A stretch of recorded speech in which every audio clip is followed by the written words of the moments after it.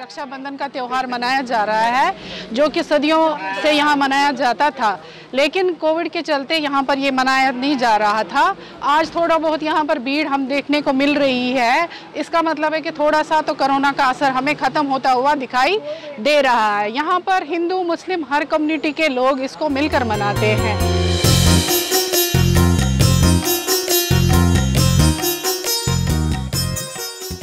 ने भी इस त्यौहार में बढ़ चढ़ कर हिस्सा लिया हुआ है, तो हमेशा ये त्यौहार हम मनाते आए हैं और हम एकता में चाहते हैं सब मिलजुल के रहें। कश्मीर का कल्चर ही ऐसा है कि हम एक पहचान है, कश्मीरी एक पहचान है, चाहे वो पंडित है या मुसलमान है, कोई भी जो भी कश्मीर का है या सिख है, हम एकता में इस त्यौहार को, किसी भी त्यौहार को मिलजुल के मनाते आ रहे हैं।